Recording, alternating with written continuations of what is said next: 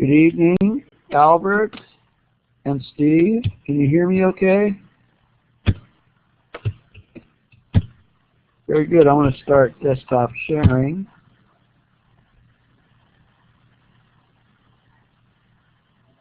Are you able to see the desktop?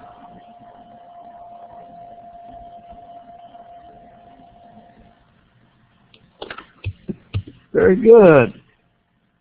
Before we begin, are there any questions?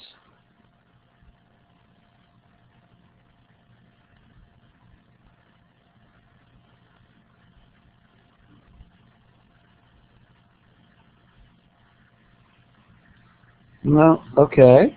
Very good. On last Thursday, I went over the extra credit programming project. Do you have any questions on that one?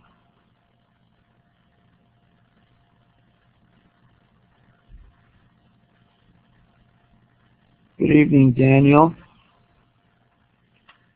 I'm going to go over the Chapter 5's PowerPoints with you tonight. I'll answer the CC Confer question of the week on Thursday.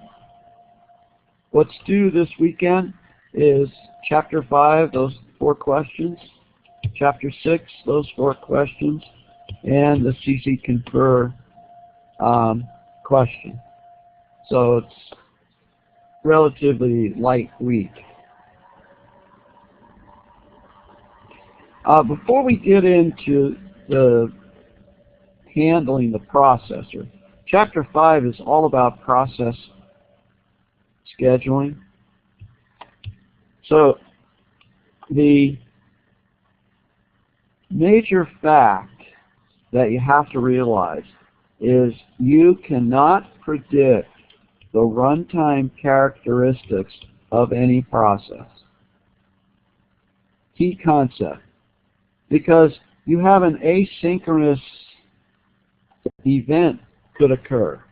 Asynchronous meaning the user could move the mouse or not move the mouse.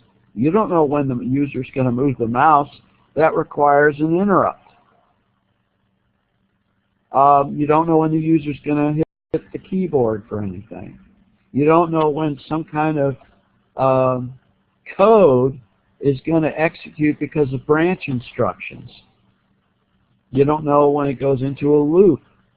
I mean, there's a lot of things you don't know, so you cannot predict the runtime characteristics of any process. And what we mean by runtime, I mean how long it's going to need the CPU.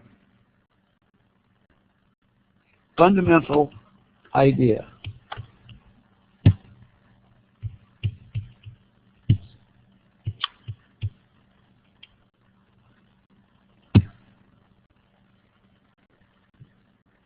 This is where it becomes fun, you know, in terms of having algorithms and kind of understanding what's going on in the process scheduler.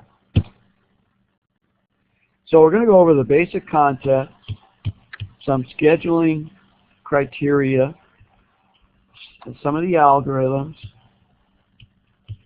the threading scheduling, if you have more than one processor, and we're going to do that at a high level. Operating system examples, and then there's an algorithm that's evaluated at the end. iMega.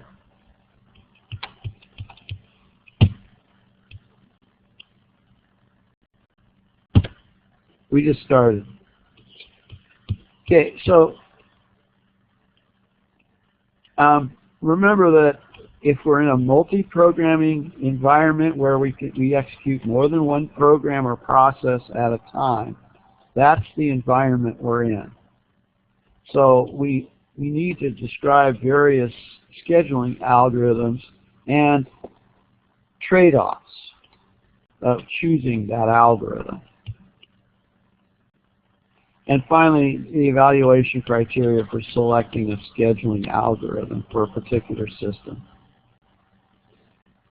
I mean, these are some key concepts here.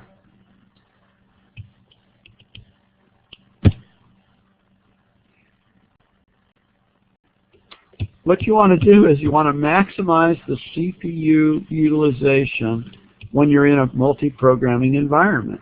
Pretty simple. You have CPU I/O burst cycles. What that means is the process consists of a cycle of CPU execution and I/O wait. In other words, it's waiting for service. So, for instance, some scientific calculations, if you're doing a scientific program and you're doing statistical analysis, you're running a statistical progression, that is a lot of CPU. Whereas if you're a business program where you're going to go and read records from a database, you may read a record, write a record, read a record, write a record. All of those are I/O requests. So it's going to take more I/O than it takes up CPU. So what you're trying to do is maximize how you're going to utilize the CPU. So you think about when a program runs, what's its CPU burst? In other words, is it going to go for a long time needing the processor, or is it going to need an I/O in about 10 statements of code? So you're going to get this CPU I/O, CPU I/O, this round effect between the two, CPU burst, I/O request. And he says it right here, CPU execution and I/O wait. I call it I/O request, but it's an I/O wait.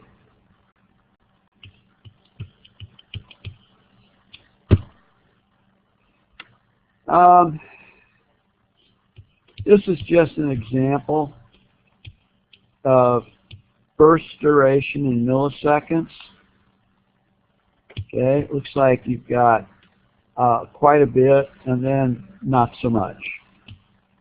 So it's not very telling. I think another one's a better example. This is probably a better example, where this is your your CPU burst, and then it waits for the record to be read, right here. So now you have your I/O burst. And now you want to store information about what you just received from the file. Yeah, that's a CPU burst. And then you want to write it. Well, that's an I/O request.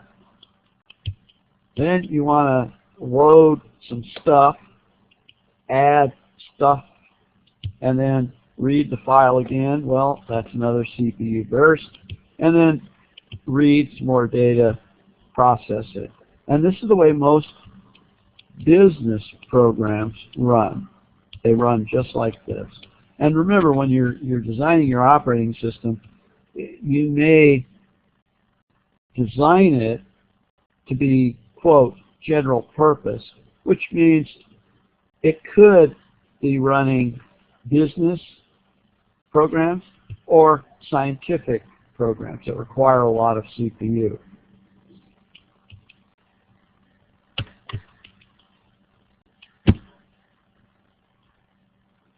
So your scheduler, you're selecting some of the processes in memory that are ready to execute and allocates the CPU to one of them.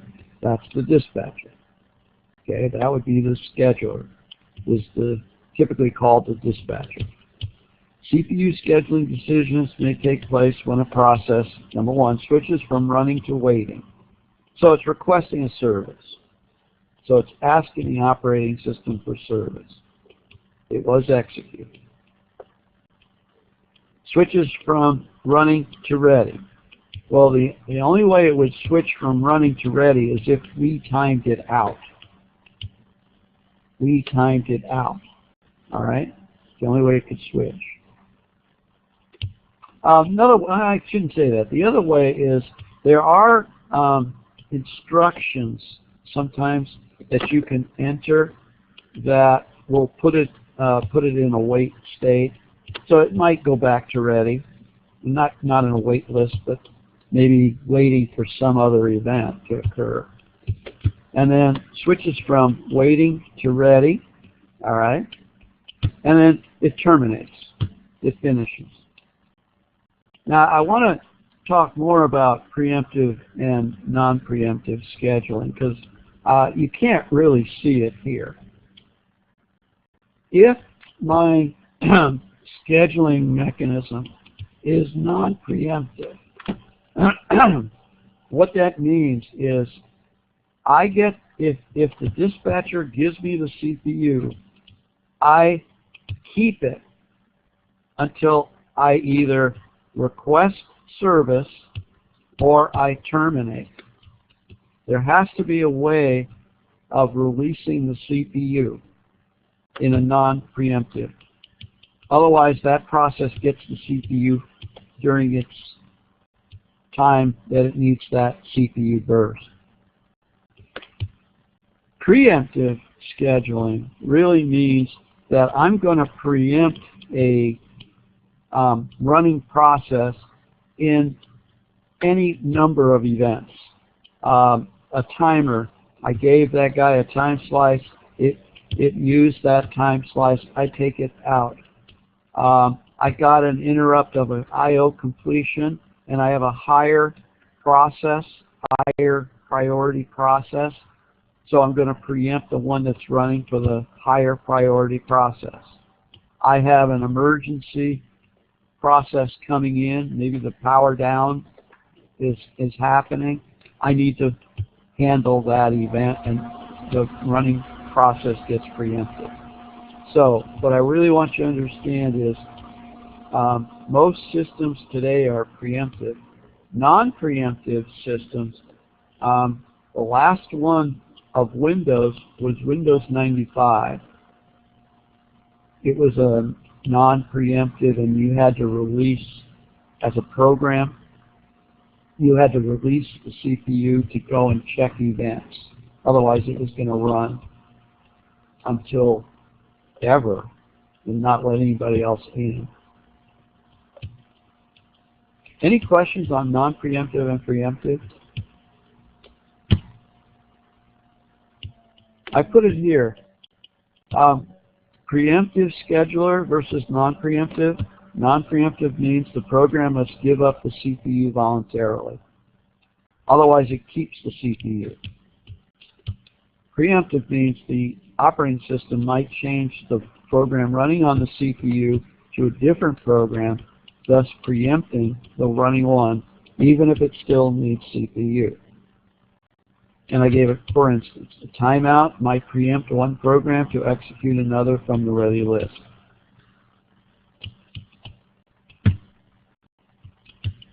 Okay.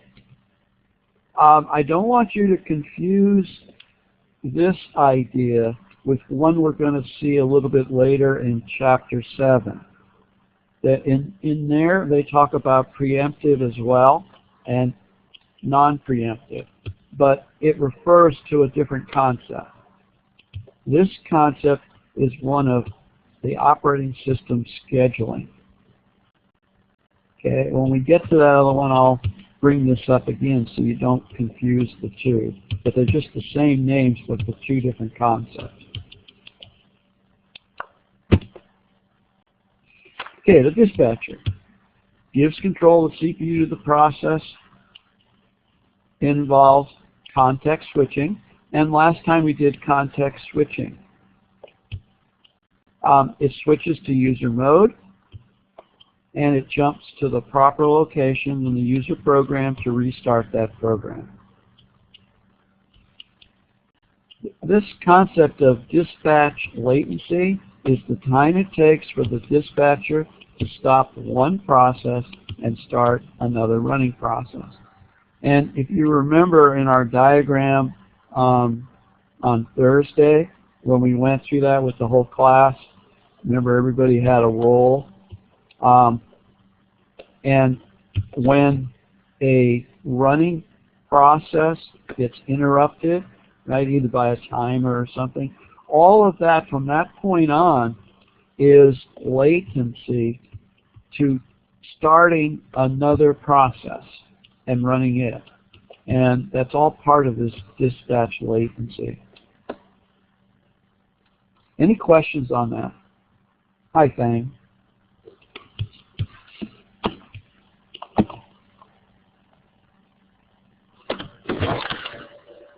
I think I said hi to everybody now. Okay.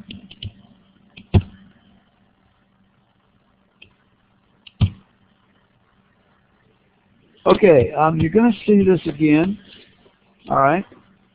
So the criteria. What do you look at when you schedule the CPU?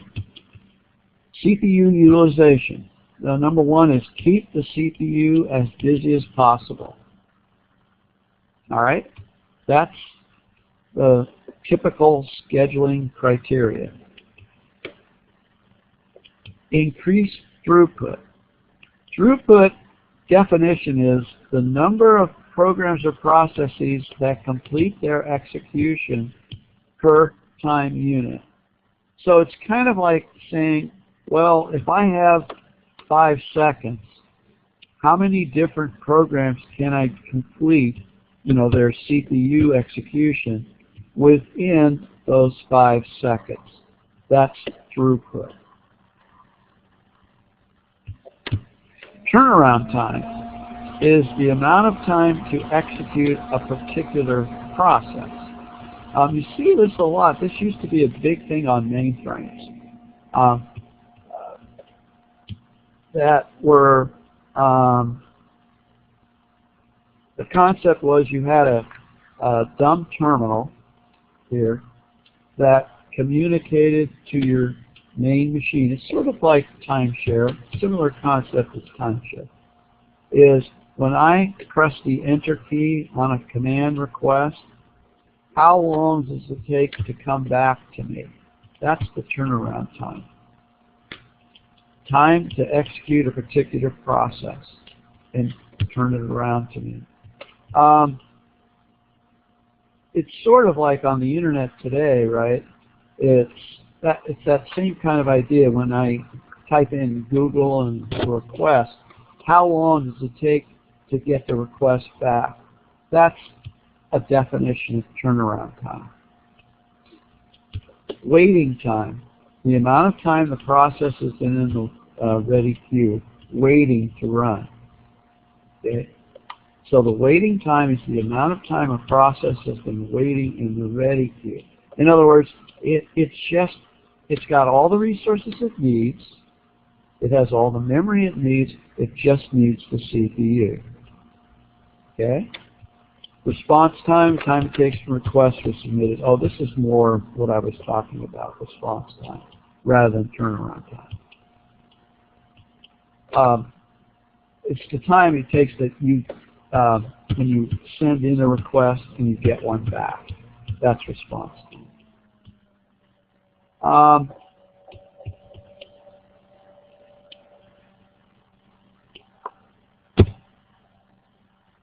Okay, so here's some things you can say about this. You want to maximize your CPU utilization. You want to maximize throughput. You want to minimize turnaround time. You want to minimize wait time. And you want to minimize response time. These are key optimization goals. These are goals, and your algorithms should try to meet those goals.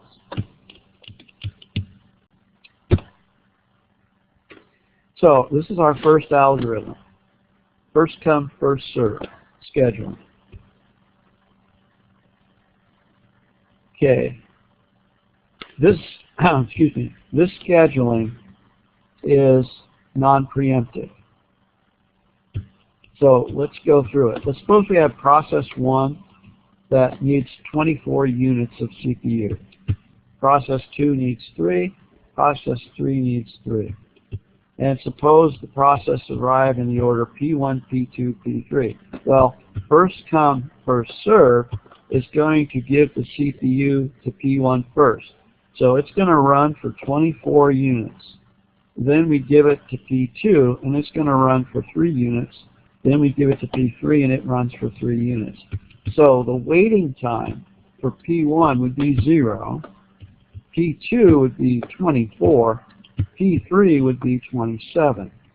So you add up those, divide by 3 to get the average waiting time of 17 units. That's quite a lot.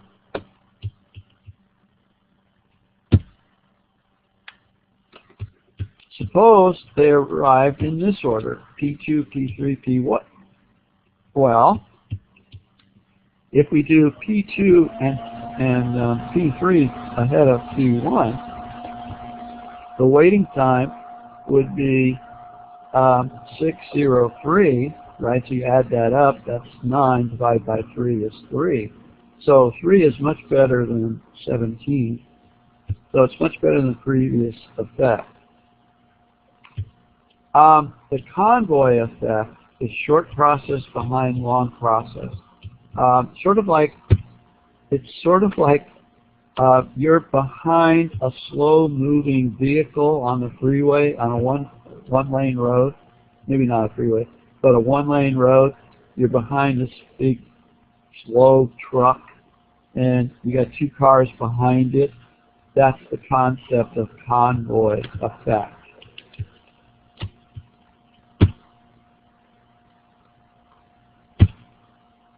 Okay, next algorithm. Shortest job first. Okay, so associate with each process the length of its next CPU burst. Use these lengths to schedule the process with the shortest time. SJF is optimal. In other words, it gives the minimum average waiting time for a given set of processes. But the difficulty is knowing the length of the next CPU request. Okay, let me go back to my fundamental statement I gave when we first started. You cannot predict the runtime characteristics of any process. Why not? Because there's branches in a program. There are external interrupts occurring on the CPU all the time that interrupt. So in this asynchronous environment, you can't predict. So this thing is guessing. You're really needing to guess what the next CPU request length is going to be in order to implement this concept. So let's see how we do it.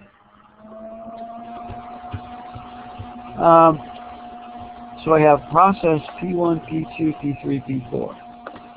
They arrived in this order, and they need this first amount. So what you have to do to schedule this is you'd have to wait for all 4 of them to appear first, right? So there's a question of how long do you wait before you run the checker to see which of these is the shortest. But you would run P4, then you would run P1, because it only needs 6, then P3, you only need 7, then P2, and you notice the average wait time is 7. So it is good. But you had to wait 5 to get all 4 of these to begin with.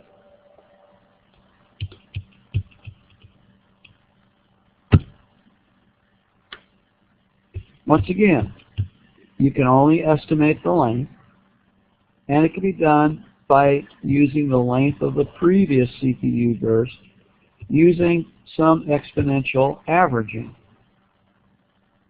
Okay? And they're showing you how to define that. Okay, my next statement on this means, well, every time I'm going to schedule these guys, I have to, number 1, wait for a little bit. Number 2, run a algorithm on it, and then what should I do when this guy's finished with his first? Do I have to run the algorithm again? Because it might not be done. Who knows? There's some issues with this one.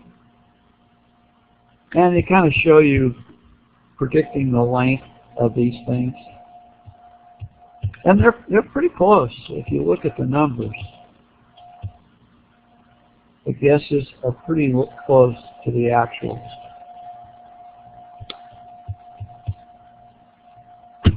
But you're paying for this exponential averaging.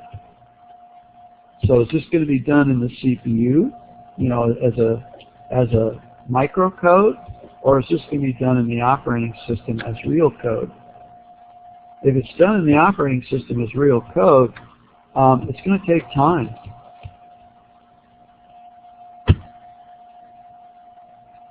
Okay, assuming we can't do that, assuming we can't do this, and I don't know, I think a few systems have tried this, the earlier systems, and we're talking the 1970s and 80s. I don't believe, unless predictive scheduling of the CPU is done internally by the processor, you know, to predict the path, this is going to have to be done in microcode by the CPU. And I noticed that there's problems with the microcode. Have you seen that with Intel's, their meltdown processors? Anyway, priority scheduling. You have a priority number, usually an integer, associated with each process. The CPU is allocated the process with the highest priority, or smallest integer might be equivalent to the highest priority. It all depends on your design of your system. Unix uses 0 as the higher priority than 1, 2, or 3, and Windows uses the higher numbers, 31, 30, 29, etc., as higher priority. So it just depends on the operating system and how the designers chose whether it's going to be a smallest integer or a largest integer. Once again, preemptive or non-preemptive. Okay. Shortest job first is a priority scheme where the priority is predicted next CPU burst time. That was what we talked about. When we set this priority based on the shortest job first, shortest CPU burst first, right, is an example of this priority scheduling concept. However, whenever you use priorities, you run into a problem of starvation.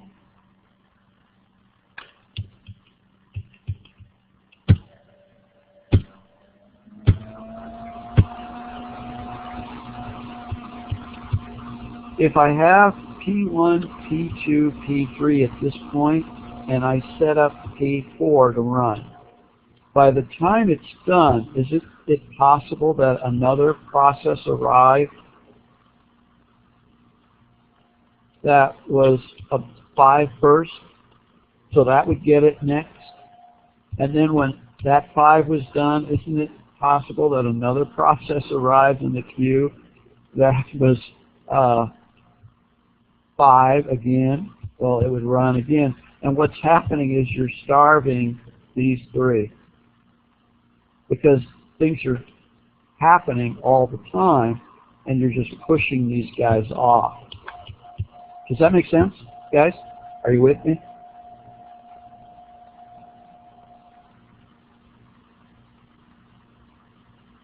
Thanks, Albert. Okay. Yeah, I don't want to lose you guys on this.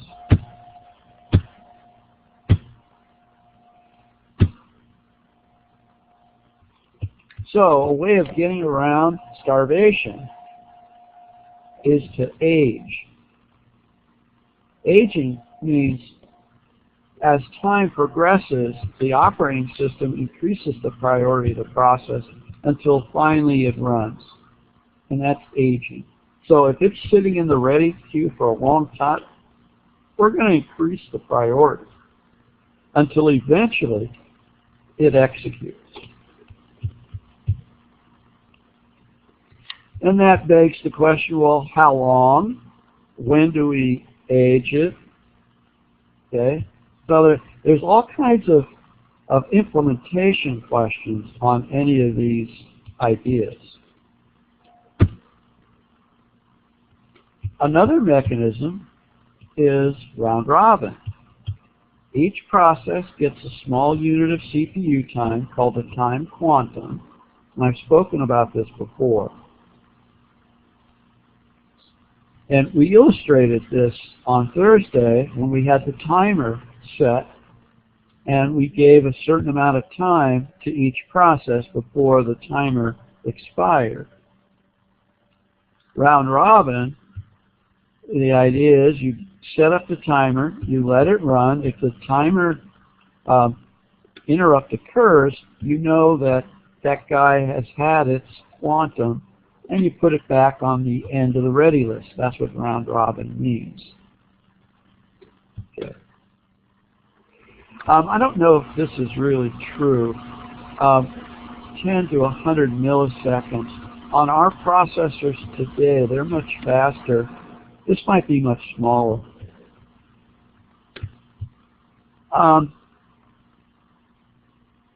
So if there are n processes in the ready queue, and the time quantum is q, then each process gets 1 divided by n of the CPU time in chunks of at most q time units at once. No process waits more than n minus 1 times q time units. So you know kind of how long the queue is and how long a process is going to wait.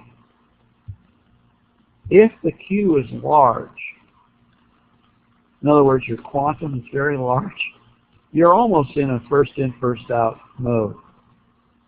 If your queue is too small, okay, the context switch would be occurring every queue units.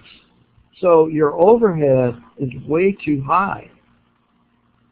So it should be larger than your context switch amount to do. Otherwise, you're going to just be spending all of your time in that context switch, which does no work. So picking the queue, this quantum, is pretty critical to an efficiently running system. That's round robin. Okay, so we gave a time quantum of 4 here, just to illustrate how it works. So P1, P2, P3, you would just start them in order. So P1 got 4, and then P2 got 3, P3 got 3, and then P1 got 4, 4, 4, 4, 4. And the reason it got the CPU, it got timed out here. We did every one of these is a context switch, guys. Context switch. This is not really a context switch, but it is a timeout. But we didn't switch the CPU. We decided to run the process that was running. Okay? We decided to run the process that was running because there was nothing else ready. So this would not be a context switch, even though it was an interrupt. But I did not switch the context. So I'm saving a little bit of time. The dispatcher, all it has to do is choose me, you go back in, and it doesn't have to worry. It still have to restore the registers and stuff like that. Okay? But that's how this round robin would work.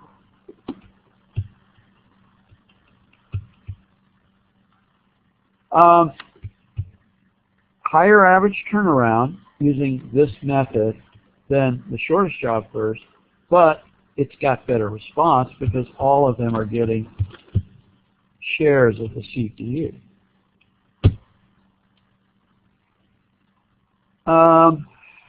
Let's see if I can decipher this one. If your quantum is 12 and your process time is 10, you don't have any context switches. You don't need to. If your quantum is 6 and your process is 10, you're going to switch it once. If your quantum is 1 and your process time is 10, you're going to switch it 9 times. Basically call the interrupt handler or timer to go through that context switch mechanism. So picking the right quantum size is critical for an efficient system.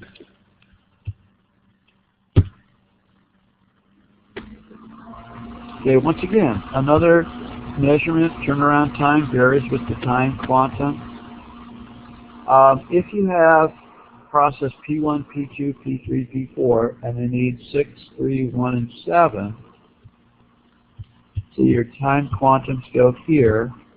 So we have, it looks like 11, if we add this up, 11, 11, 5, then we're a little under 10, then 5, and then at 6, we've got them all. So as the time quantum increases, we get a little bit better. It looks to me like the average turnaround time, 6. Time quantum 6 looks pretty good to me.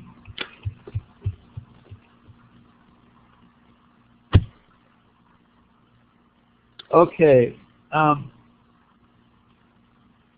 going to stop a second because I want to go into this in depth. You're gonna see a a 5-point question on the test regarding multi-level feedback views.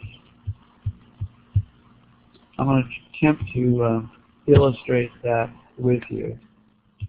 Before I do that, I want to go over the things we just talked about, because I put them in the notes here.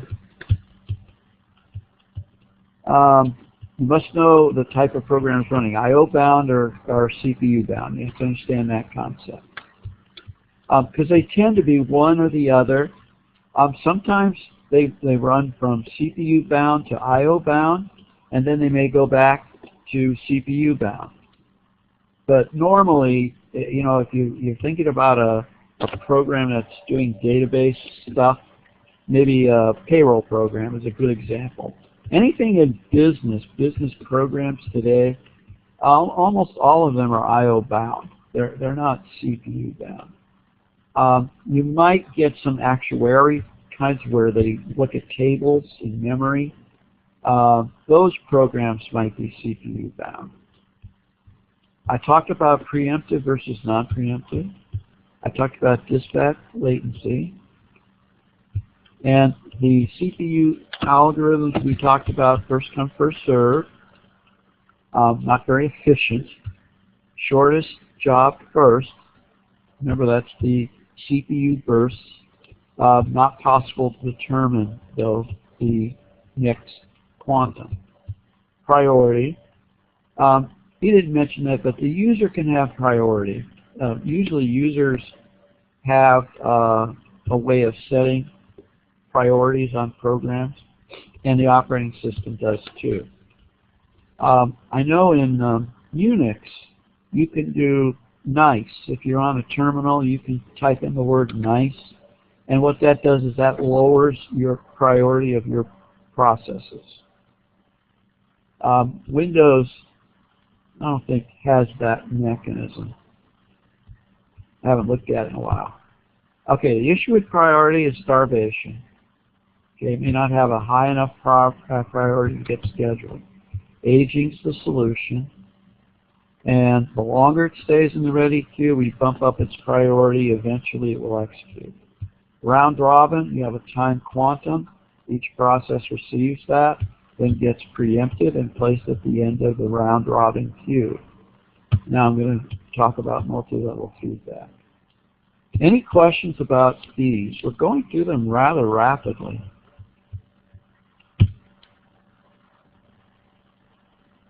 Okay. Here's the concept, and most of your modern operating systems use some form of this. The ready queue is partitioned into several queues. It could be foreground and background. That could be one. Foreground, interactive, and like what right now I'm in interactive mode, but I might have background processes running. And I know I have quite a few background processes running on my system. See, I've got 116 programs running. So let's see if we can find a background.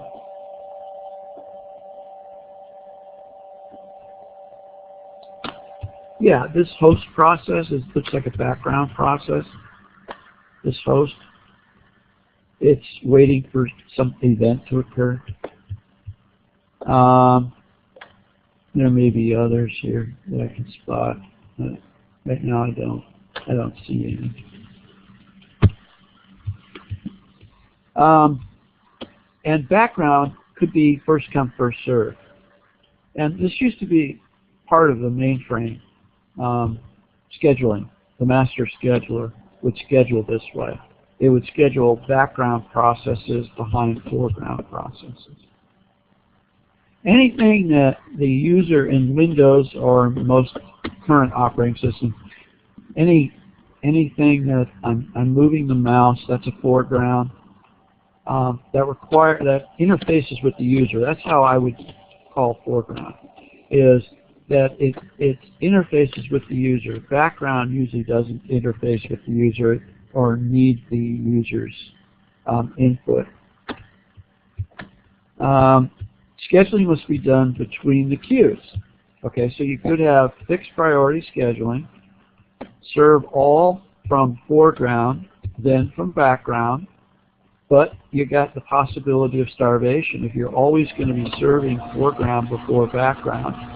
So that's something we're going to have to examine. Time slice, right?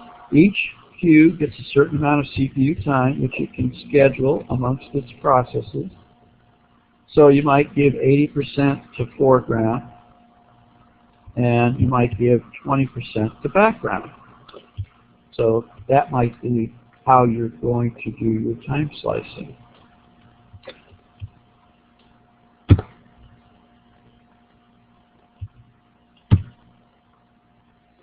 Another look at it. Your highest priority are your system processes, so you'd want them done first. Then you might do interactive processing.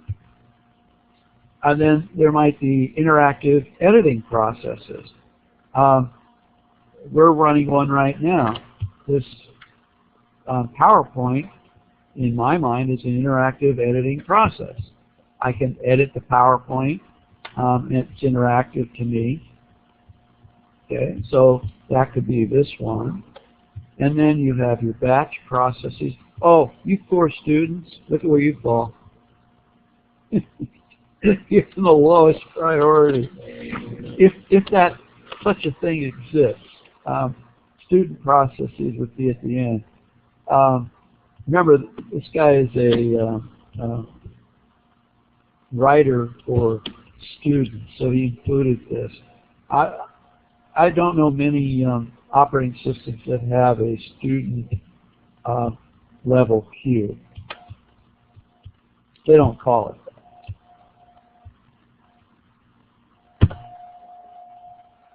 Okay, a process can move between the various queues. Aging can be implemented this way. A multi-level feedback queue schedule is defined by the following parameters.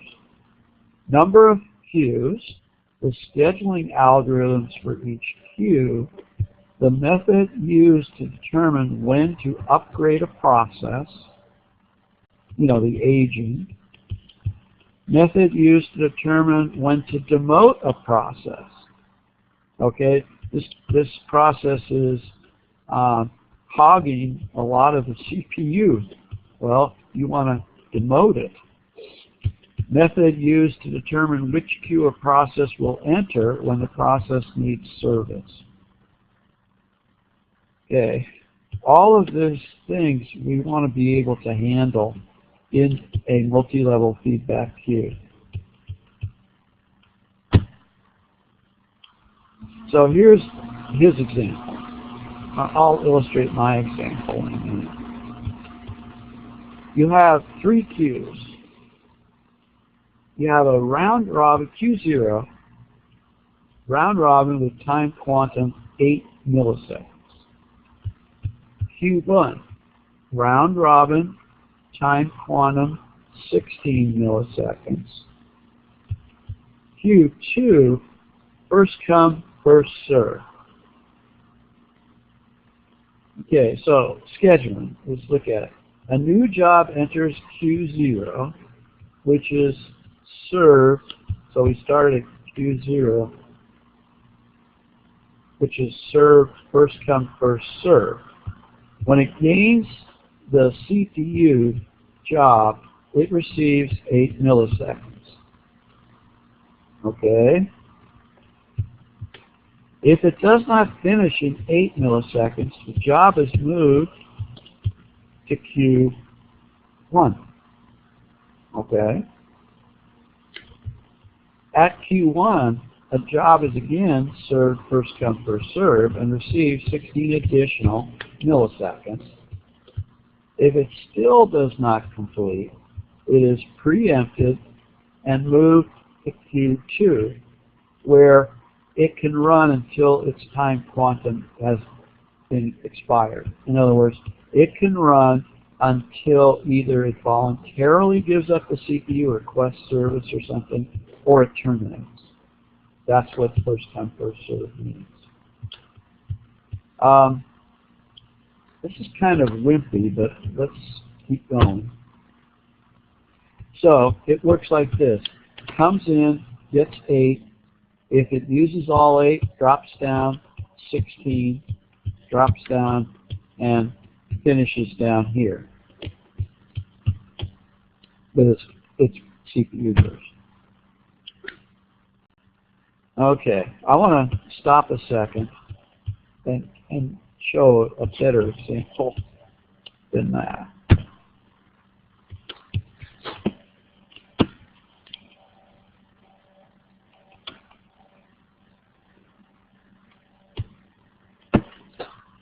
Okay, a multi-level feedback queue. The ready list is divided into many levels or queues. Each lower level receives a greater CPU quantum. Any higher level queue, any process that enters at a higher level preempts a lower level queue. The last level is usually round robin. It's not first come, first serve. Okay, so here's my rules. So you have to look at the rules.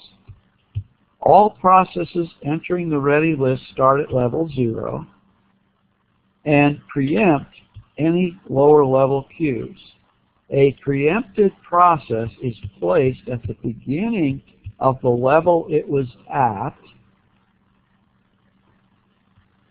and we need to state something here. Let's see if I said it right.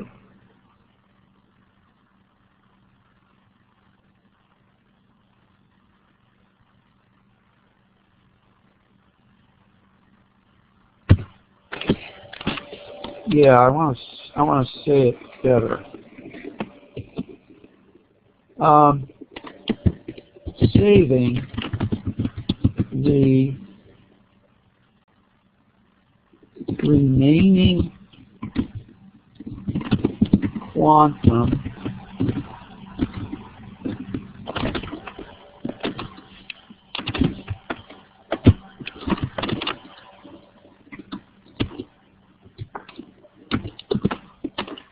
for that level. Okay. All levels quantum size increase as the number of levels increase. Okay, so example, level 0 quantum size is less than level 1, 2, 3, etc. Any process that times out a level will be placed first come first serve in the next lower level. At the lowest level, if a process times out, we place it round robin at that level. So let's see how this would work. Process A, these are what's in the ready queue. A, B, and C. A needs 12 units. Now, we know we don't know how many in reality, but we're playing a game as if we do know that it needs this. So A needs 12, B needs 6, C needs 6, D enters this queue after 9 needing 6. Okay, so if I have A, B, C, A needs 12 units, okay, each level, you need to know the quantum of each level. Level 0, the quantum's 3. Level 1, the quantum's 4. Level 2, the quantum is 5. So the dispatcher would choose level 0 because it's higher than level B or C. A to run. A needs 12 units, and it would we'd start the timer, and it would time out at 3, and it got clock 1, 2, 3. Okay. So now when it times out, we place it first come first serve. Well, B's ahead of A, and A has 9 units left of its quantum burst. We start up B. B needed 6, and it's at level 1, so it gets 4 units. So there's 4, 5, 6, and 7. What we don't count in these clock numbers is the dispatcher for doing the context switch. We're not counting those units. So we're just counting units that the program is executing at. I want to stop a second. Is everybody clear on what this example is illustrating? Anybody confused? It's okay if you are.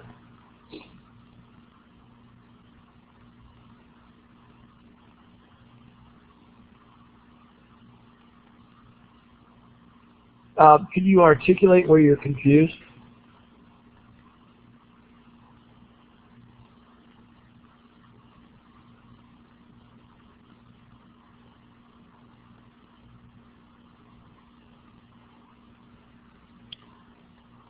Okay, this is a queue right here. This level 0 is a queue, and there's only one process in it, A. Level 1 is a queue, and there's only one process in it, B. Level 2, there's one process in it, C. Okay, we only have 3 levels in this example. And what I'm illustrating is where each guy is at what level after end clock units. So if level 0 gives 3 clock units, A needs 12, and when A goes to execute, it started with 12, and it got 1, 2, and 3. It got 3 clock units. That triggered the timeout because we set it for 3 at that level. The dispatcher would come in, stick it at the end, after 3 units, stick it in level 1. So the idea is when a process times out at a higher level, we preempt it and we push it down to the next level in the back of the queue. The queues run to the left to the right. This is the end of the queue. This is the beginning of the queue. In other words, this was the last enter. This was the first enter. First come, first serve. First come, first serve. Is that clear? Well, I'm going to go through it. Maybe it'll get clearer as I describe it. No. C needs 6 units. Level 5 only allows 5 units.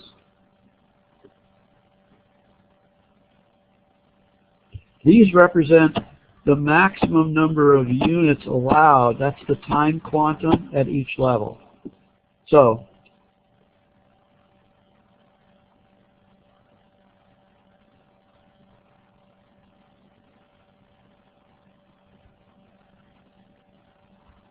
it's not going to go to 6. You'll see it.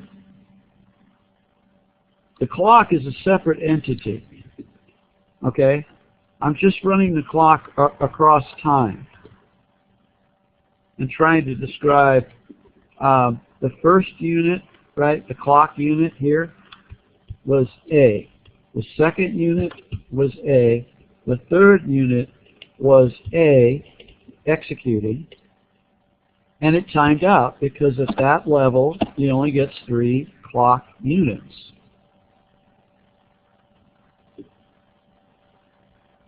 Okay, so the operating system would preempt this, put it at the back of level 2. Level 2 has B, but now it has A requiring 9 more units. Okay, B would execute next because there isn't anything in level 0.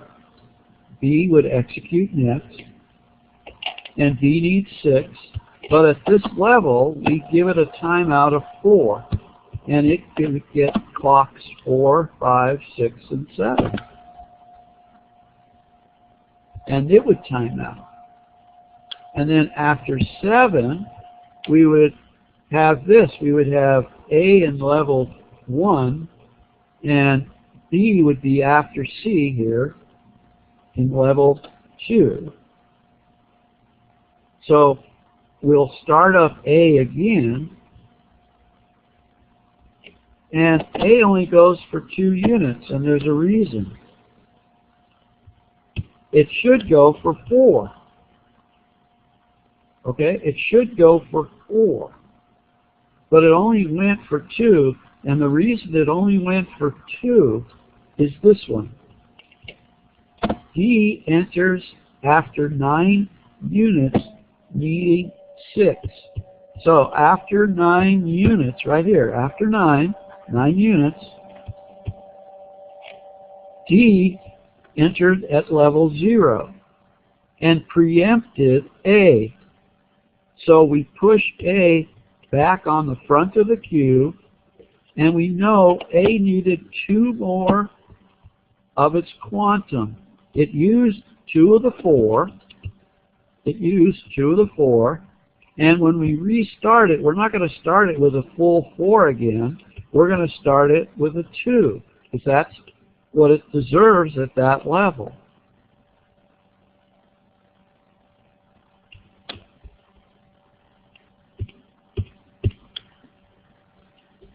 And that's how this mechanism works.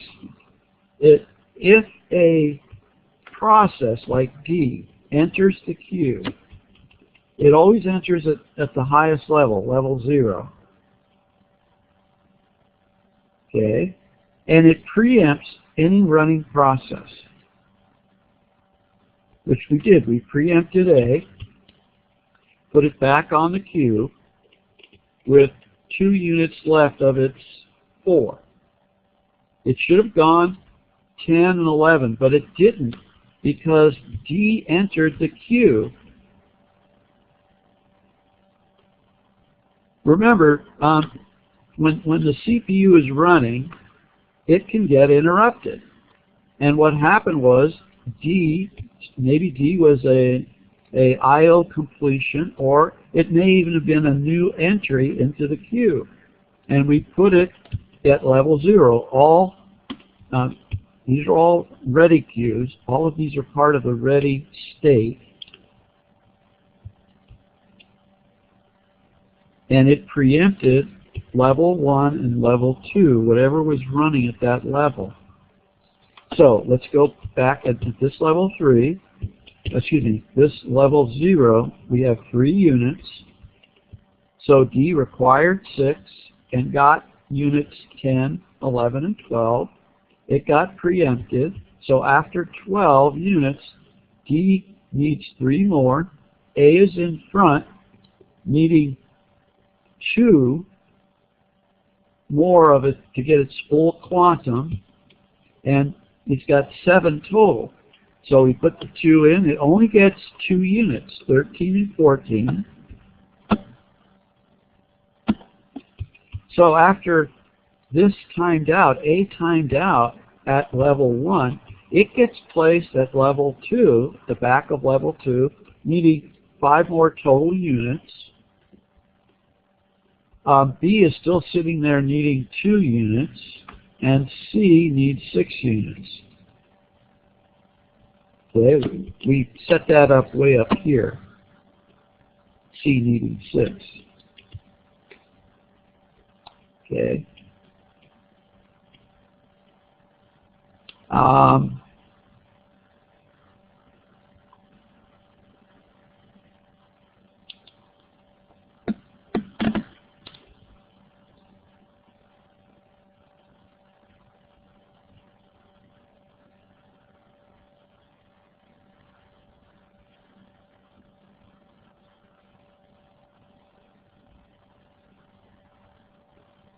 Where am I?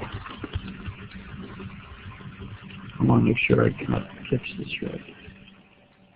Okay, yeah, that's right. We started up A, executing, gave it 13, 14. A comes down at level 2. We preempted it, so it goes behind these guys. And we start D3 up. Well, D finished. See that? There's 3 units. It only needed 3. So D is gone.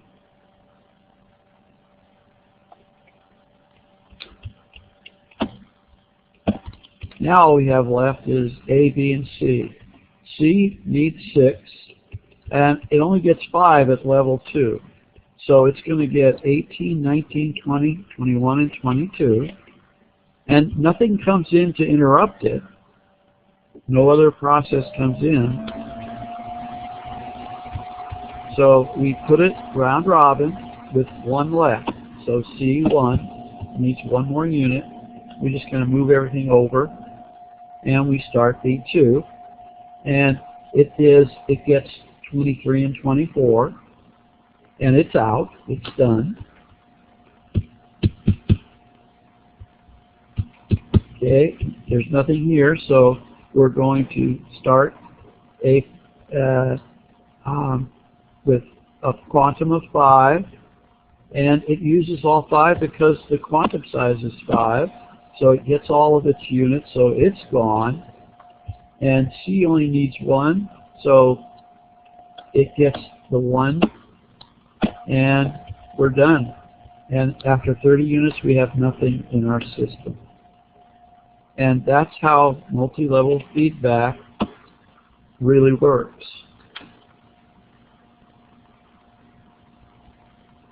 Yeah, I want to stop a second. Questions?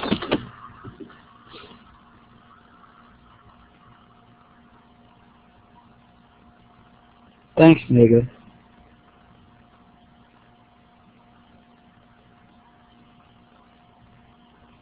It's going to look different on the test than I'm showing you here, but I'm going to illustrate that with you in a little bit. But I want to go back to thread scheduling.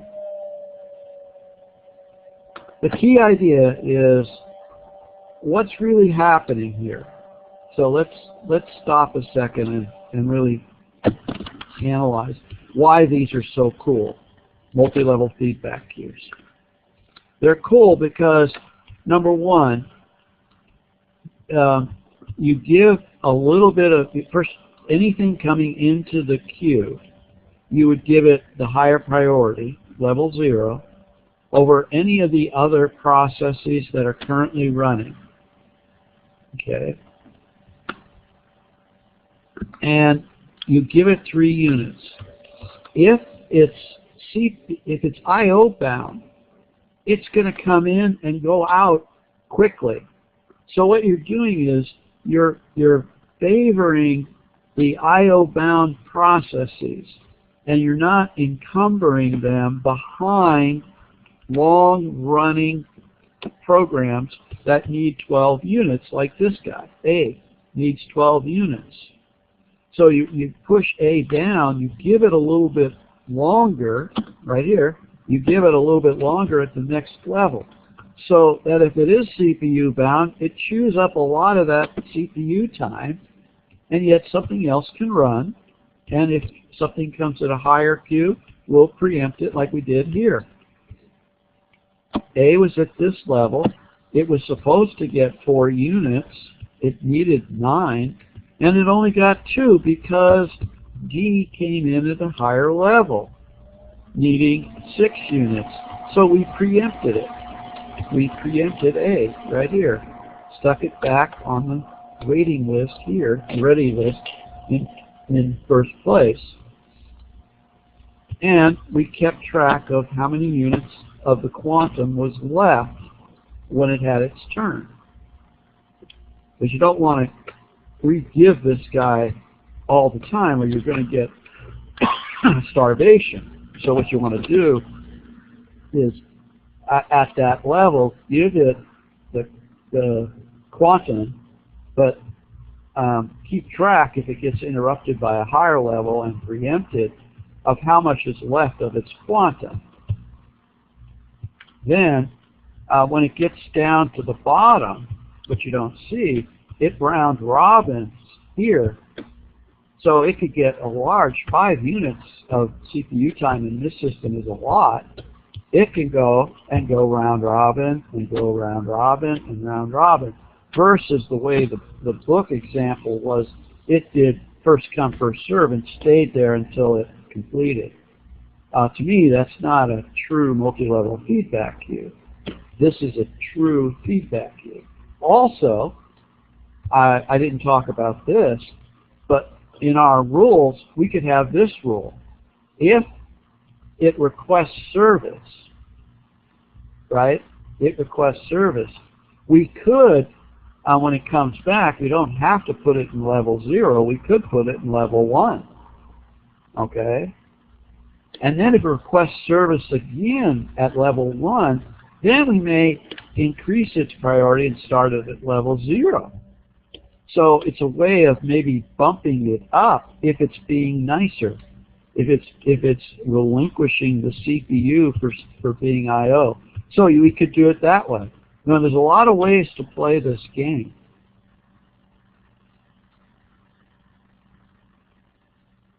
Now you have to pick your right quantums. Once again, it's the same issue, right?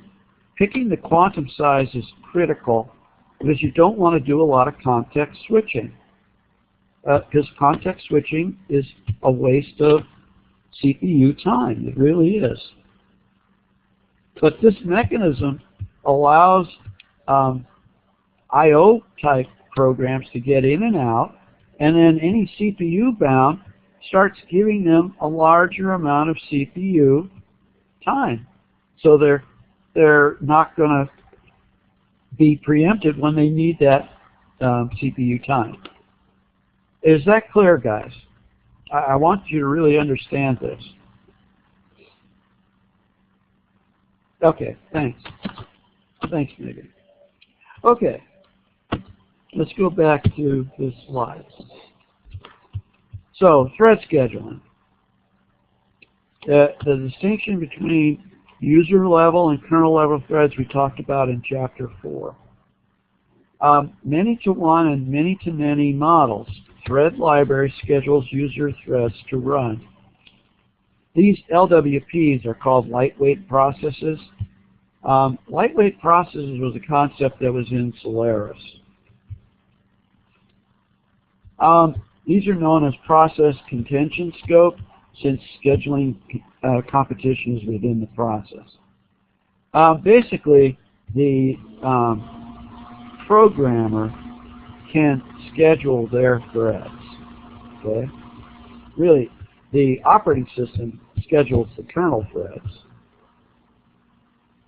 And the thread library allows you to schedule user-level threads. Kernel threads scheduled on available is system contention scope. It's another scope that needs to go on. So one is user process threads, and the other are the kernel threads.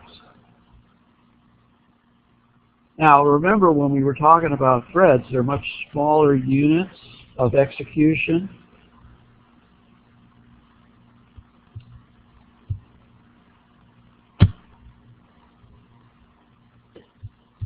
You have an API that allows specifying during thread creation.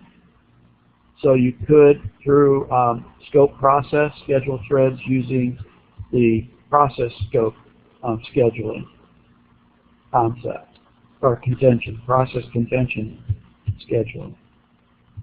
Or you could use the system. So either one when you create your thread. I'm not going to spend a lot of time on this API.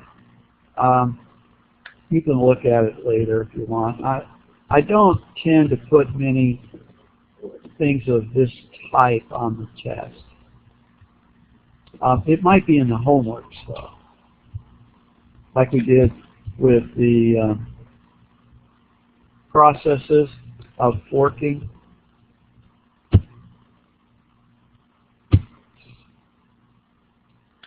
All right, a whole new topic, really. Multiprocessor scheduling. It's certainly more complex when you have multiple CPUs.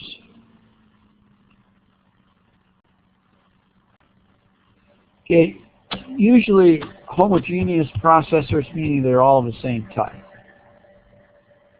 Okay. Asymmetrical multiprocessing. This concept is only one processor accesses the system data structures, alleviating the need for data sharing. So what you're saying here is, I'm going to assign one processor the operating system, and the other processors to user programs. So this concept is a master-slave concept, where I have one master, the operating system processor, and the rest are slaves, basically being running user programs. And this model for quite a while was on the mainframe. That's where the model came from. When OS/2 was created, they kind of moved from this model to symmetrical multiprocessing. And that's what Windows is today. It's a symmetrical multiprocessing system where each processor is self-scheduling, all processes in common ready queue, and each has its own private queue of ready processes. Where this becomes an issue is contention. Let me try to describe it better. Let's say I want to switch a process from one processor to another for some reason. I want to maybe one processor is not busy right now, and another processor is very busy, and I've got a process that needs to be scheduled. Well, I may move it from this processor's ready queue to the available processor. Because of that movement, it's going to take time to make that happen and coordinate the data structures. Once I set up a data structure, all of these operating processors are using shared memory areas in the operating system. It says here, you just got to watch this carefully, each processor is self-scheduling, all processes in common ready queue, or each has its own private queue of ready processes. So you could implement it either way, but they're all using one operating system. You don't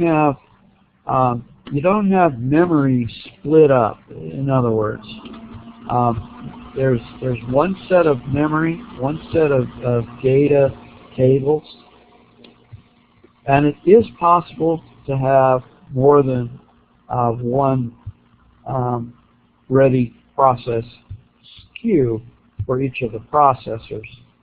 But I'd say that's a little more complex because you have to maintain this structure.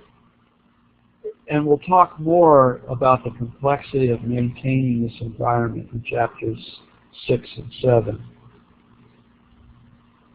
6 this week and 7 next week. And the test is next week, I believe, too, for chapters 3, 4, 5, 6, 7. Let's see, where was I on this? Symmetrical processors. The easier concept is to have what's called processor affinity. And that is, a process has affinity for a processor on which it is currently running. So basically, when you're running on that processor, the state and all that stuff is easily saved if you keep it on that processor. If you move it to another processor, you've got to reset that processor's area, and you'll see what I mean when we talk about memory management, what that really means. Okay, you need to know a little bit about that to really understand processor affinity.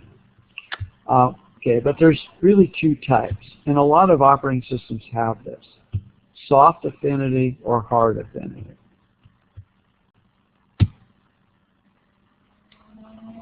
This is kind of explaining the issue. A certain amount of memory is available to this CPU. A certain amount of memory is available to the CPU. But you got to remember, this memory is one set of memory. It's not two separate sets. There may be carved out a little bit of the queues might be here, and then this is slower access because it has to go across this boundary here that they're talking about.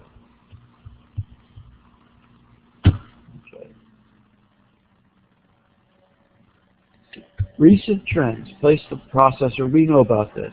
Multi-cores. Takes advantage of memory to make progress on another thread while memory retrieves happen.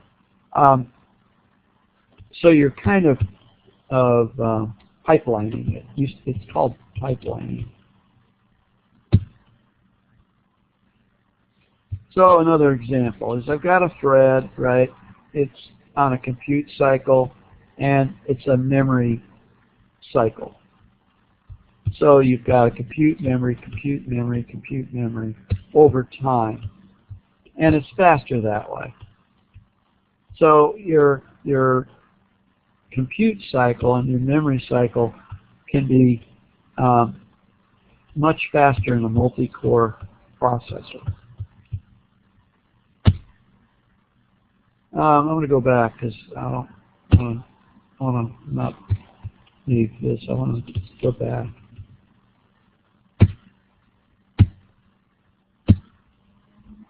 I thought he defined soft affinity and hard affinity in further chart, but I don't see it. Typically, a hard affinity is where either the operating system, probably the operating system, assigns a processor to a process, and that can't change. A soft affinity is it could change to a different processor, that process. That's how I understood this.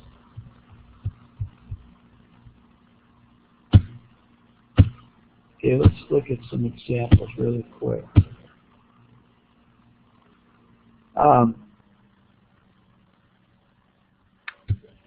Solaris was a Unix type system, and so 0 had the highest priority, and you can see the time quantum for that priority is pretty large, and it looks like it's not going to expire. And that's what it looks like. Whereas these will expire after these times.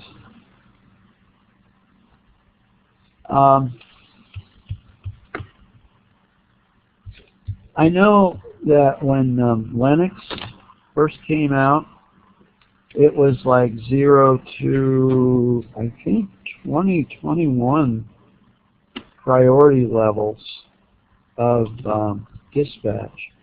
And then they had to go negative, -1, -2, -3.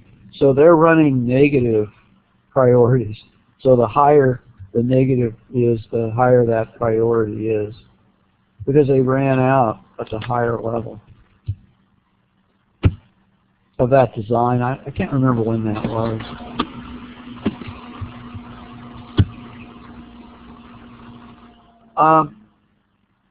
Windows, this is the current philosophy of Windows. You have these levels here, okay? So you have 31, right? Then you go 26, 25, 24. There's 31 levels. And then within each level, there's this concept of high, above normal, normal, below normal, and idle.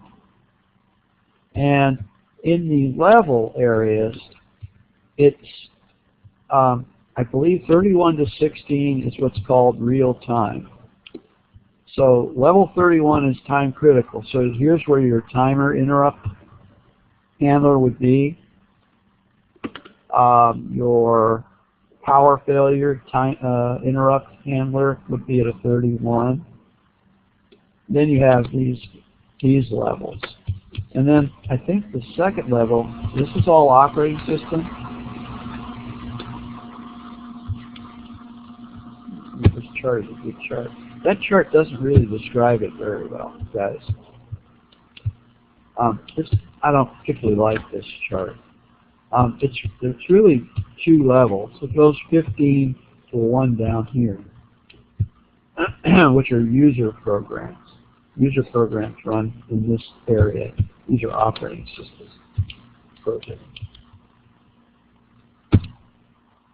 I talked about Linux.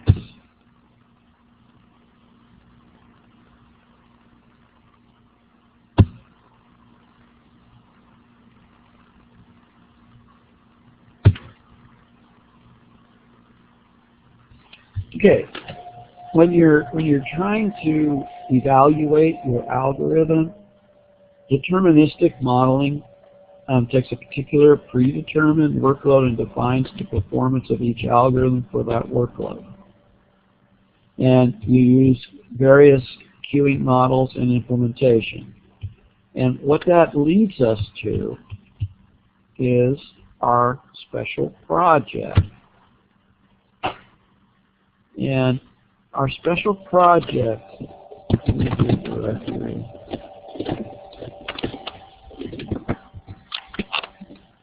okay, and I talked about it Thursday, but what I thought I would do with you guys is run the program and illustrate what we're trying to accomplish here. And it would be something like this.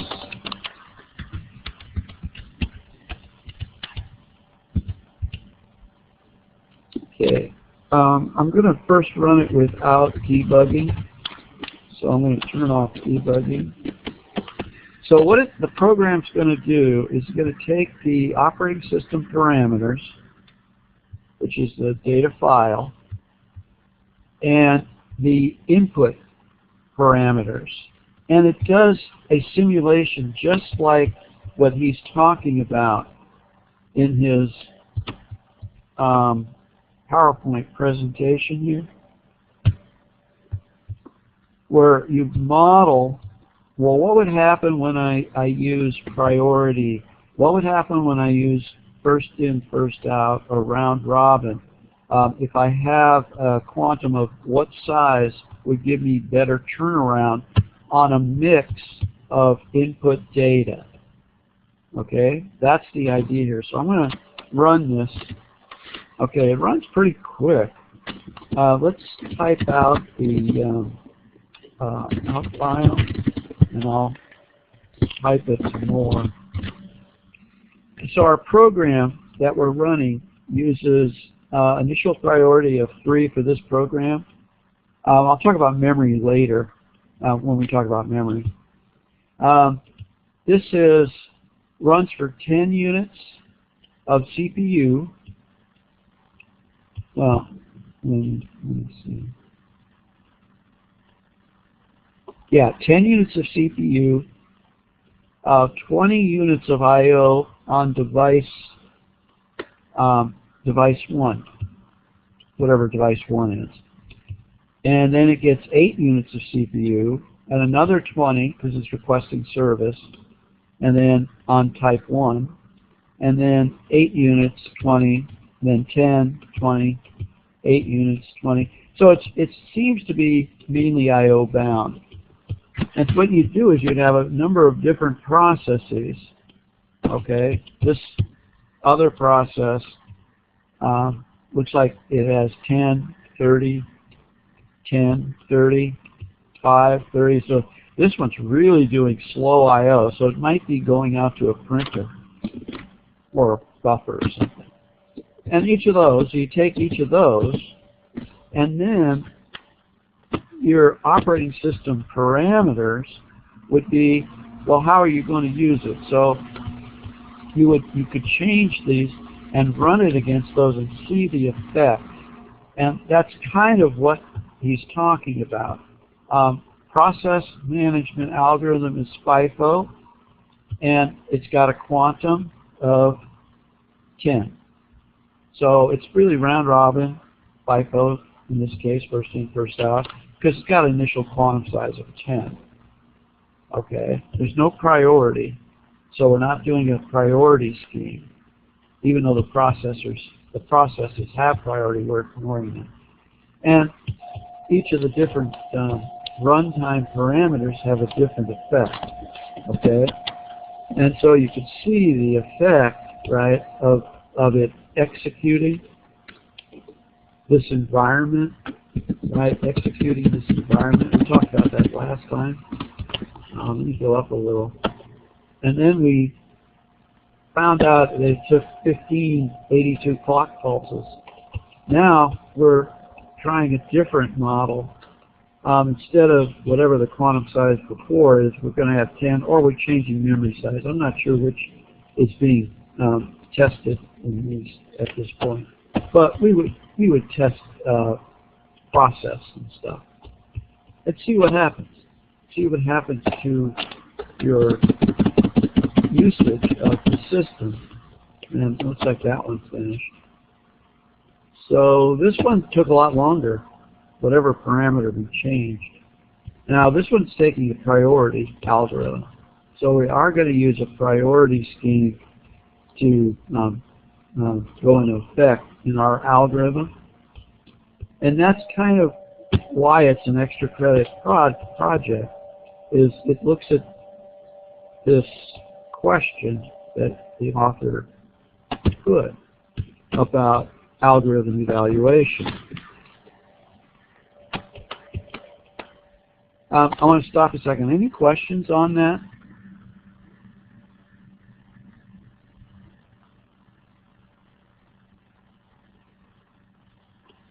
Okay, good. So you would design it. I did round robin and priority scheme, and here's an example. They have 10 CPU units. I/O is 213, 12. So you could set this kind of thing up with our program and run the environment on that and see what happens with that program mix.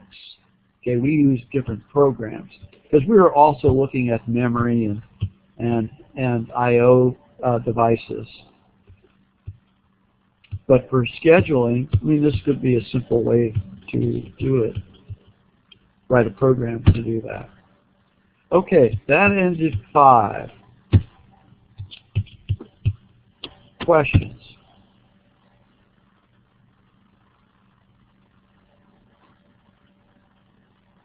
Okay, here's what I want you to do.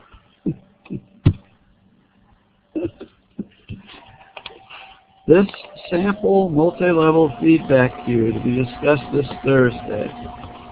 I want you to take a look at that. I'll explain it to you as to what I want. I've already done one example with you.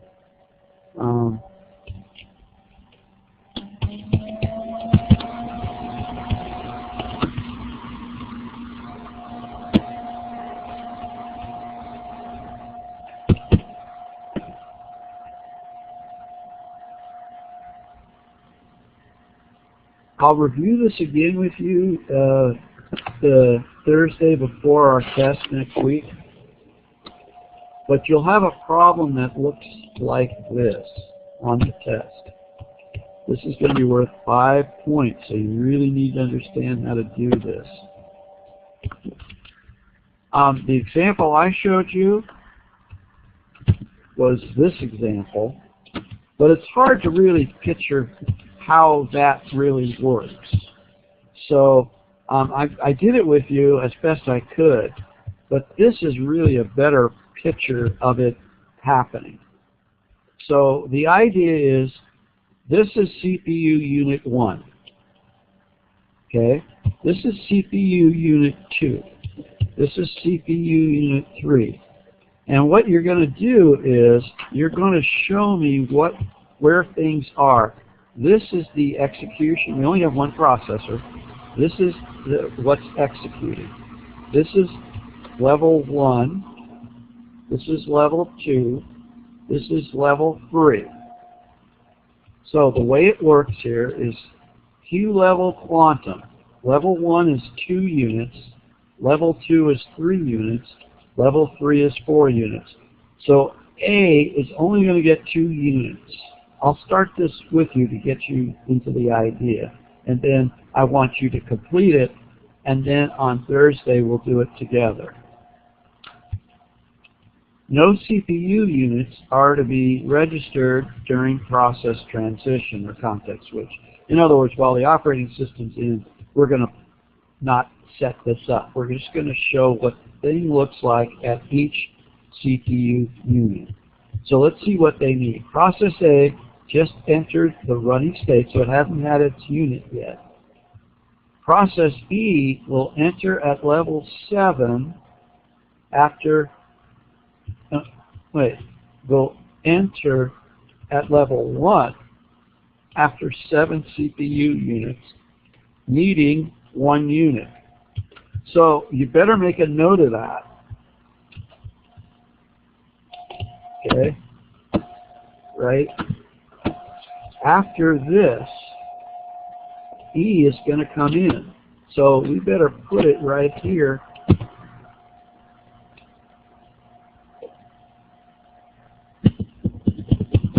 So we don't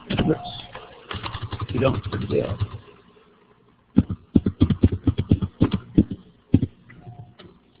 E enters. Okay, because E's going to preempt whatever is running. Okay, so let's start it up. A needs 4 units. D needs 2, C needs 1, D needs 7. Okay, so what CPU 2 is going to look like is this. It's going to look exactly the same because nothing happened.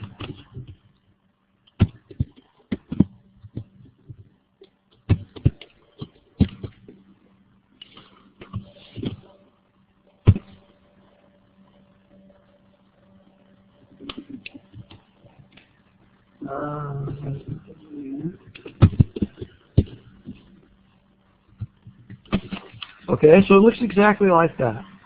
That's 2 units. Now, after 2 units, the quantum expired for A. So 3 should look like this. D is executing. We give it the processor. B is still here.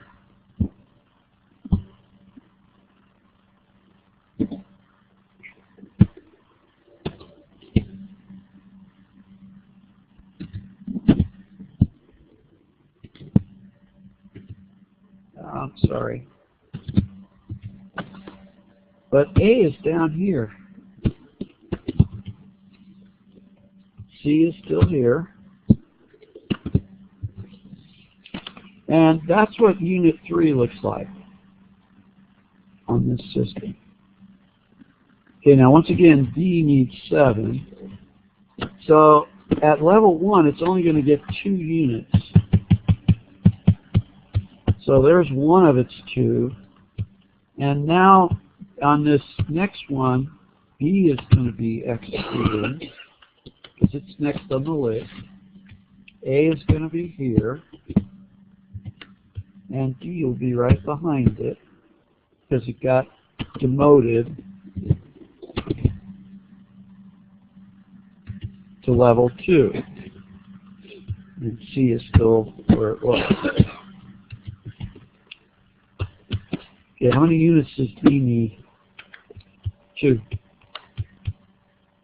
So even though at level 2 it should get 3 units, it's not going to use all of level 2's because it's going to leave here after this one. So it would look exactly like this. Maybe a good way to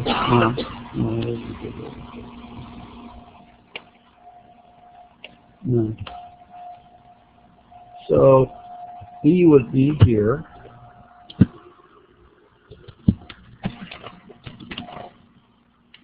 A would be here. C would be still here. And D would be there. And that's what Unit 5 looks like. Okay, I want you to complete the chart. Okay? Do you understand? Does everybody understand what I'm doing? Anybody not clear? Anybody confused?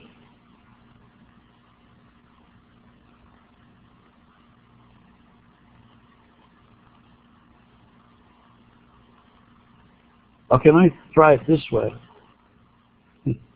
Does anybody have a question?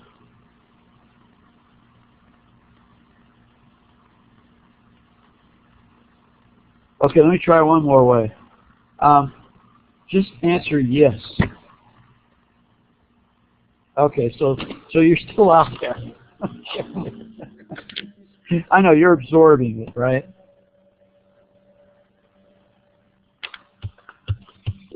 Okay, let me do it this way. Hi, Kang. I didn't see you come in. Kang, do you know what this would look like?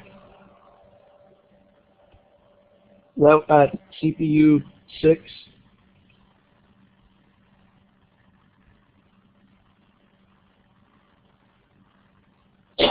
If you don't, that's fine. Anybody volunteer to tell me what does this look like at this number, CPU.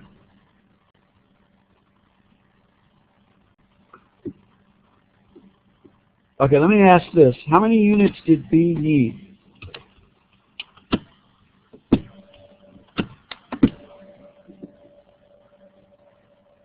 How many units did B need? Okay, how many units did B get?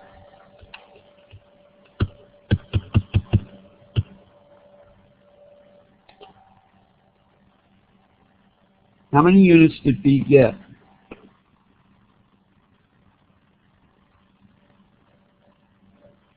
Well, each one of these is a unit. 5 is a unit, 6 is a unit, 7 is a unit. So 4 is a unit. How many units did B get?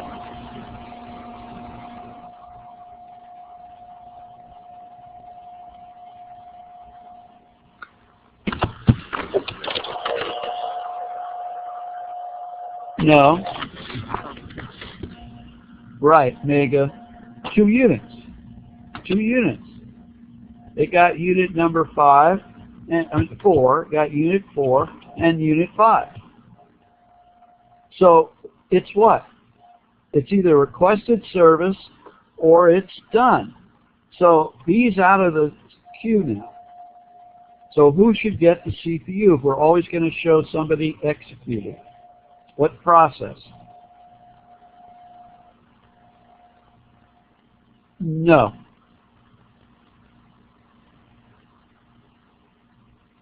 A is correct. Negative. The reason is you're not going to do this because level 3 is a lower priority than level 2. The priorities are level 1 has priority over level 2 has priority over level 3. Is that clear? Yeah, that's the scheme of a multi-level feedback queue.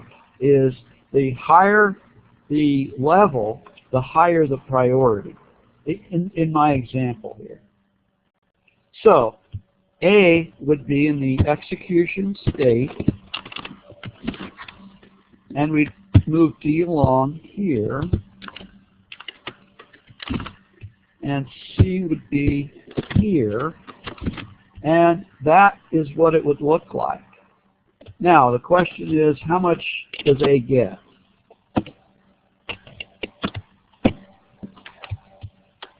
A needs 4 units. It had 2 there.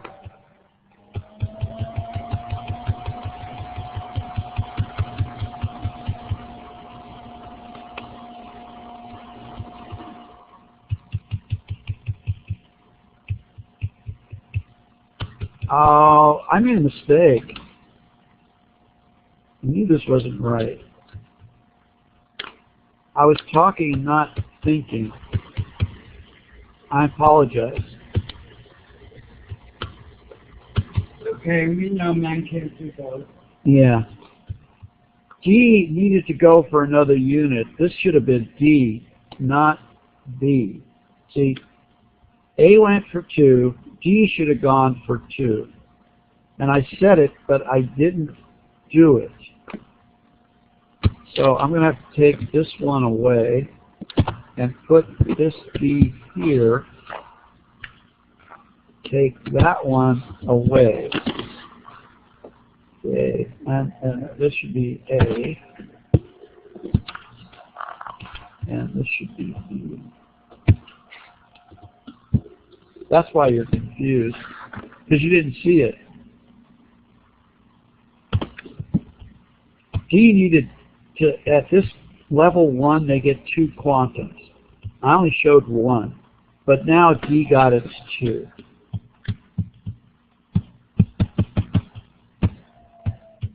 Then we put it here and started B, and this should be the exact same thing. B should be here, and this should be A, and this should be D. Now we got it. Okay. Oh, wait a minute. How many needs D need? 2. Let's see. D needs 2 units. There's the 2. there's the 2 units.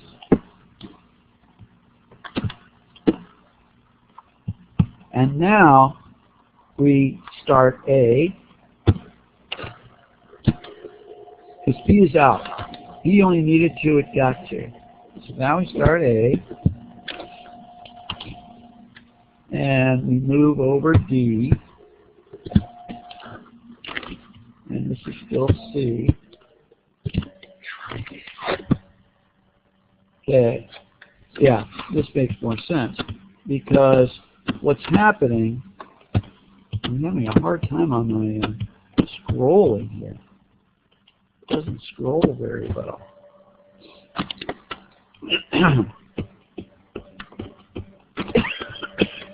A,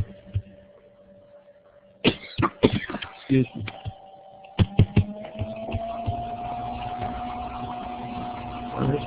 A needs 4 units. It got 2 of them, and then we were going to give it another 2. Right here. We were going to give it another 2. So the next, to get its 4, we would repeat this up here. But we can't. We can't because of this.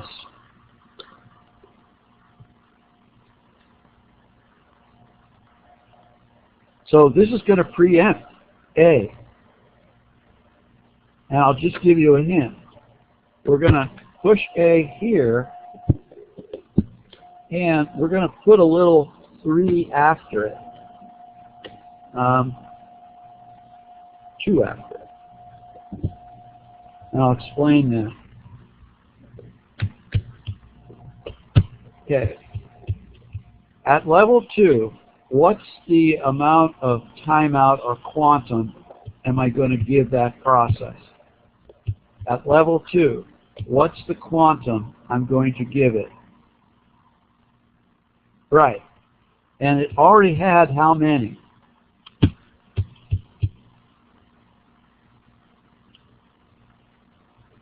How many units did it have? At this level? 1. It has 1. So how many are left at that level?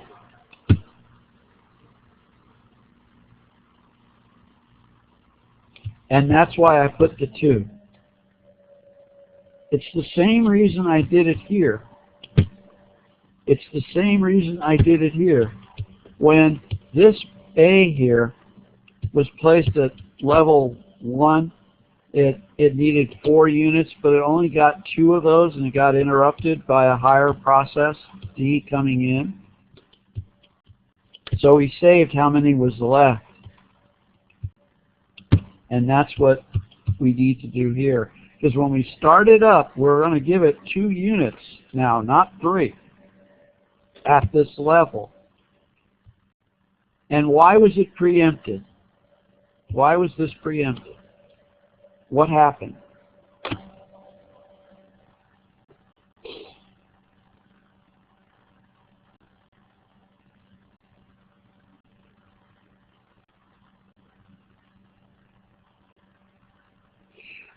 E entered at level 1.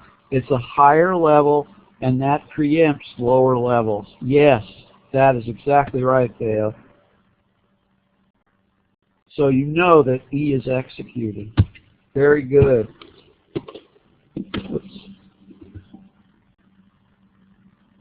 Right here.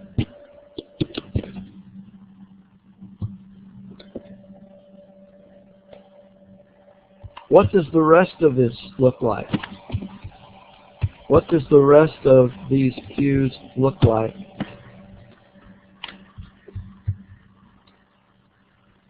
D after A is correct.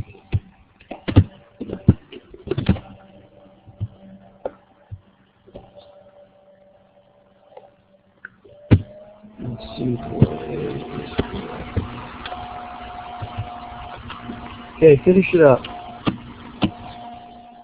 I did the hard part here. Okay, finish it up. and then we'll check it on Thursday with you. And if you are dying to see the answer, which I don't want you to really do that, but if you're dying to see the answer, there's the completed one.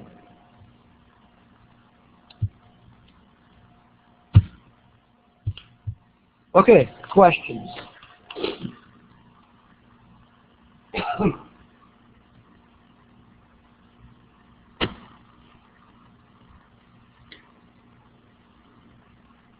Why does A need 2 more?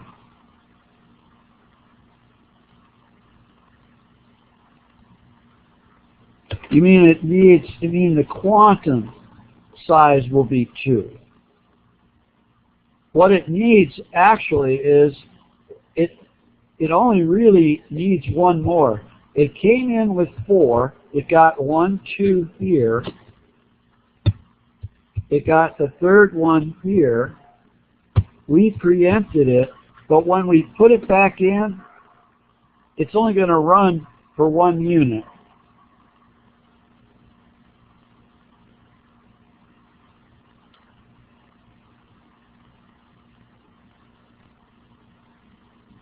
This 2 is how much quantum is available, not how much it needs.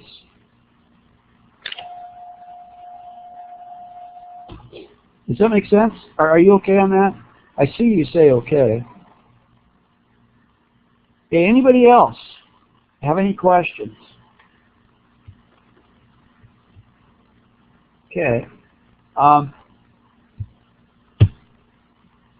Then I'm pretty much done for this evening. If you don't have any more questions, you can look at these examples, right? You can look at these examples. You're certainly going to see a lot of this same stuff on the test, these algorithms. So you need to know the algorithms. You need to know first come, first serve, shortest job first, priority, round robin, aging, starvation, what does that mean? All of that stuff. And I went through multi-level feedback queue. This is worth 5 points on the test. So you know it's an essay type question.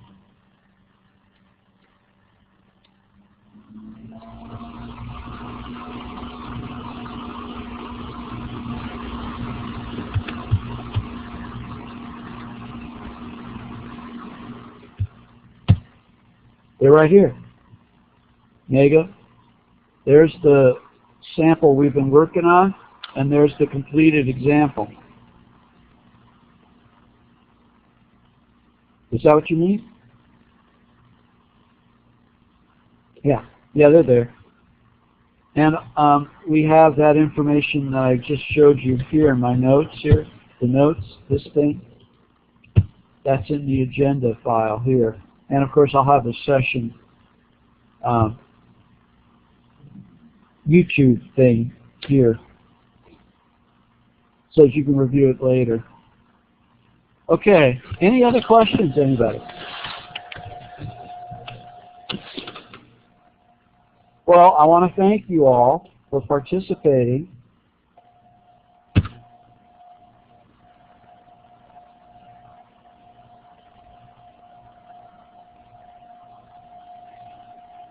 You have a great evening.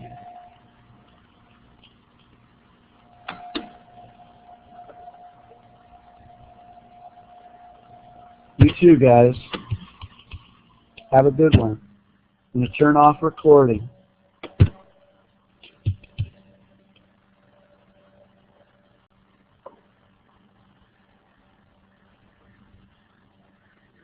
Okay, Mega. I understand. Just take a look at the things again. The only real, I think, complex one was the multi-level feedback queue. Just take a look at that again.